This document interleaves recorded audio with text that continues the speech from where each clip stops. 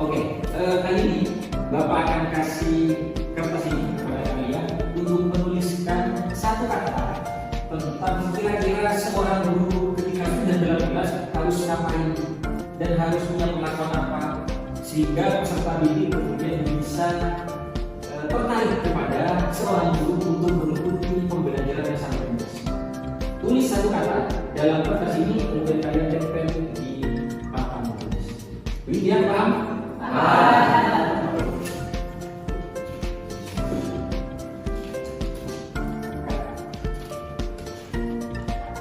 Sudah ditulis semua? Sudah. Nah, sekarang kalian tempel kertasnya di papan tulis. Jangan sampai nanti lupa dengan yang tulis. Harus diingat. Nanti akan Bapak tunjuk satu atau dua orang untuk mempresentasikan yang ditulis. Ya mungkin cuma semampunya kalian adalah pengetahuan kalian untuk mulai pelajaran kita semua. Dipersilakan untuk menempel kertas ini dan kalian silakan.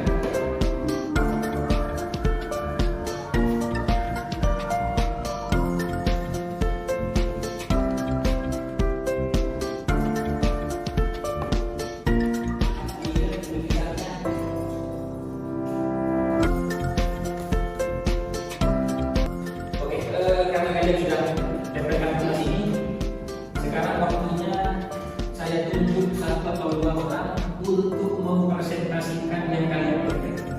Ada yang siap? Mana? Atau saya tunjuk? Oh, Regina. Silahkan Regina. Kamu sampaikan sesuai yang kamu tempel apa? Ya semua kamu tentang materi tentang prinsip-prinsip pendidikan. Silahkan. Atau di depan saja. Oh, di depan. Silahkan.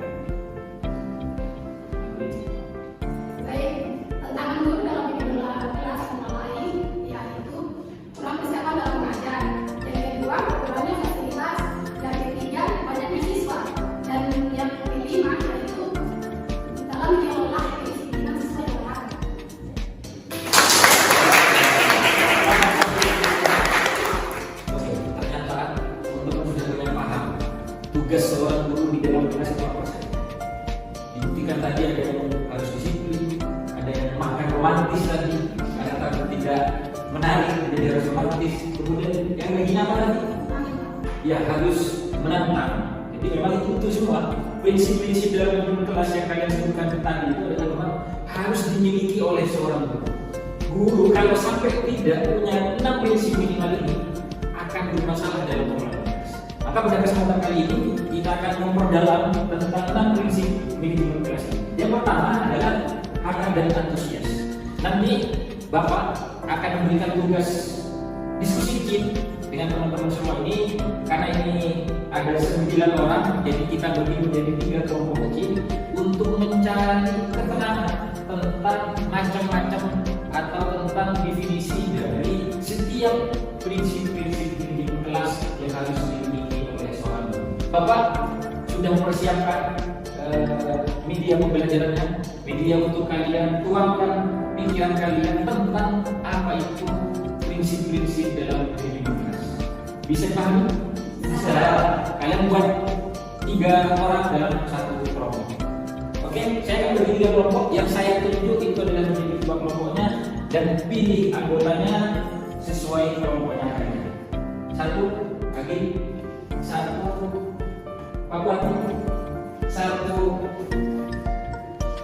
Bos Spidol. Ibu silakan ini spidolnya bisa ambil kemana-mana. 3.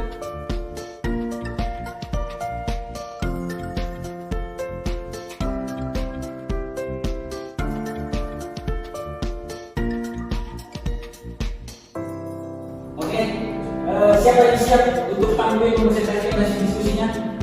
Oke, ini kelompok apa namanya? Besar. Kelompok besar, kelompok gendut.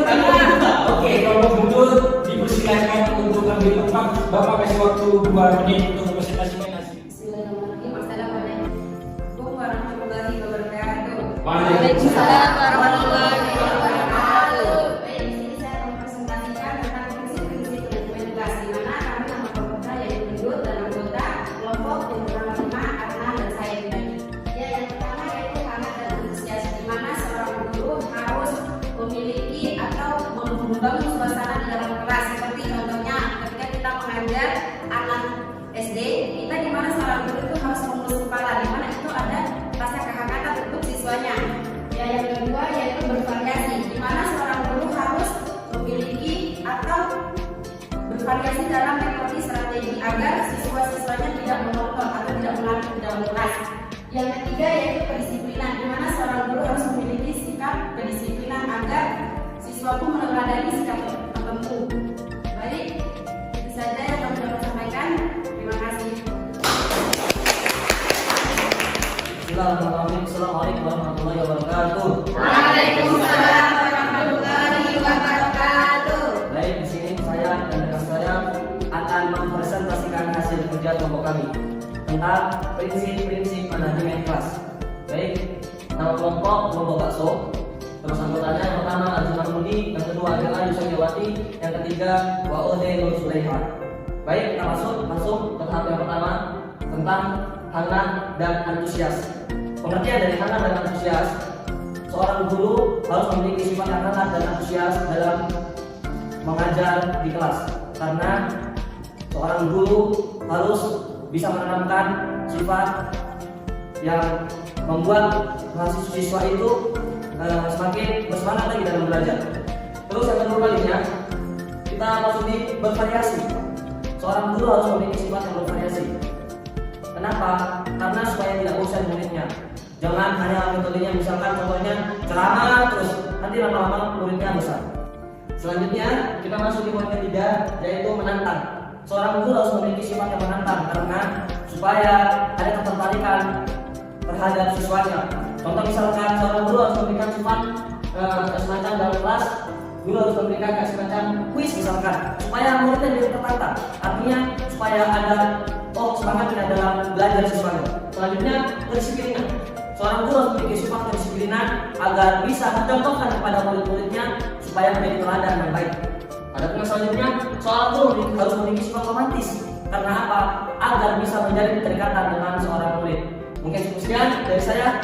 Kurang lebihnya saya mohon maaf. Wabillahi taufiq wal hidayah. Wassalamualaikum warahmatullahi wabarakatuh.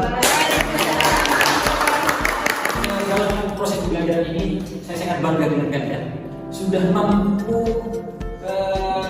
berdiskusi dengan baik sehingga materi-materi yang kalian sampaikan itu hampir 100%. Kalau dipersenkan paling 90% sudah semua bahasan yang akan Bapak sampaikan sudah kalian sampaikan. Cuma ada dua yang kalian belum sentuh dalam presentasi kalian. Yang pertama yaitu prinsip kelulusan. Yang kedua adalah prinsip penekanan pada hal-hal yang positif. Baik, Bapak akan menayangkan video pembelajaran untuk melengkapi proses pemahaman dari teman-teman semua, melengkapi pemahaman dari materi yang saat ini perlu kami sampaikan. Ini video pembelajaran akan Bapak tayangkan. Prinsip keluasan. Pada prinsip ini tidak menuntut guru menggunakan satu strategi mengajar. Keluasan tingkah laku guru untuk mengubah strategi mengajarnya dapat mencegah kemungkinan munculnya gangguan peserta didik serta menciptakan iklim belajar mengajar yang efektif. Keluasan pengajaran dapat mencegah munculnya gangguan seperti keributan peserta didik, tidak ada perhatian, tidak mengerjakan tugas, dan lain sebagainya. Selanjutnya, prinsip yang harus dipegang oleh seorang pendidik adalah prinsip penekanan pada hal-hal yang positif. Pada dasarnya, dalam mengajar dan mendidik, guru harus menekankan pada hal-hal yang positif dan menghindari pemusatan perhatian pada hal-hal yang negatif. Penekanan tersebut dapat dilakukan dengan pemberian penguatan yang positif dan kesadaran guru untuk menghindari kesalahan yang dapat mengganggu dalamnya proses pembelajaran. Oke, sekarang tadi sudah Bapak sampaikan tentang prinsip-prinsip 12. Mungkin ada yang belum dipahami atau belum pas atau perlu pendalaman, silakan kalian berkenan untuk dipertanyakan. Ayo silakan siapa yang duluan mau? Oke, Ibu silakan. Tadi saya mulai tentang bagaimana seorang guru mengelola kelas agar siswa itu tidak bosan di dalam kelas dan nyaman selama di kelas. Bagaimana seorang guru mengelola kelas agar siswa merasa nyaman di dalam kelas?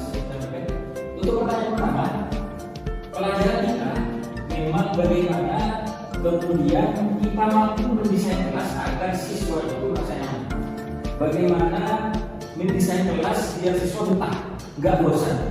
Ini materi besar yang akan kita sampaikan selama 1 semester ini.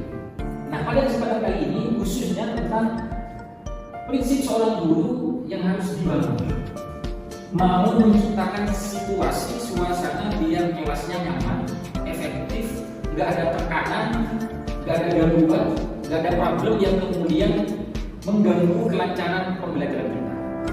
Memang dari sisi guru harusnya memang sesuai dengan prinsip-prinsip yang kita pelajari sana. Mulai dari bagaimana gurunya punya variasi, bahasa komunikasinya lantang sekaligus pertanyaan langsung sekaligus saya jawab. Komunikasi itu dibangun yang bagus adalah menyesuaikan umur peserta didik. Kalau dulu kalian belajar tentang perkembangan peserta didik itu untuk mengukur pola komunikasi yang akan kita sampaikan. Jangan sampai sama antara komunikasi kita yang kelas SMK dengan pola komunikasi kita dengan anak SD. Beda. Itu ada rentang umur yang berdampak kepada pola komunikasi yang kita akan bangun di dalam kelas tersebut. Kalau masalah kesulitan dan seperti apa dengan membangun komunikasi, memang nggak sering jadi. Ada latihan pertama lewat rekaman, latihan kedua lewat video, latihan yang lain lewat di depan cermin dan semacamnya untuk pola komunikasi. Makanya sering kita sampaikan komunikasi itu adalah salah satu unsur penting untuk meningkatkan kehangatan dalam kelas, keakraban dalam kelas, kepedulian dalam kelas. Materi untuk saat ini, kesimpulan yang Bapak bisa sampaikan pada kesempatan kali ini adalah prinsip-prinsip yang harus dibangun oleh seorang guru ada enam tadi yang sudah disampaikan oleh teman-teman sebagai besar. Itu yang harus dimiliki oleh seorang guru. Karena mau tidak mau seorang guru memang harus punya prinsip. Yang pertama yaitu hangat dan antusias. Kemudian yang kedua punya pola komunikasi yang menantang, media yang menantang sehingga peserta didik juga merasa ditantang. Ada feedback baliknya kepada kita. Kemudian ada variasi. Guru tidak terpaku pada satu strategi, satu metode. Guru mempunyai prinsip luas juga untuk bisa berubah sesuai dengan tuntutan situasi. Kemudian yang selanjutnya ada penekanan pada hal-hal yang positif, dibawa kelas kita kepada suasana yang positif saja. Yang terakhir adalah bagaimana guru bisa menciptakan disiplin, karena itu adalah sebagai puncak dari kesuksesan pengelolaan kelas, bahwa peserta didik bisa kemudian disiplin waktu, disiplin tugas, disiplin belajar, semuanya bisa disiplin pada situasi apapun. Ini yang perlu dibangun oleh seorang guru untuk menciptakan suasana kelas yang kondusif, efektif, dan efisien waktu. Mungkin hanya ini dari Bapak yang dapat kami sampaikan dari awal sampai akhir. Kalau ada tutur kata yang kurang pas, yang kurang berkenan, mohon maaf. Dan kami akhiri dengan bacaan hamdalah. Alhamdulillahirobbilalamin. Akhiran, assalamualaikum warahmatullahi wabarakatuh.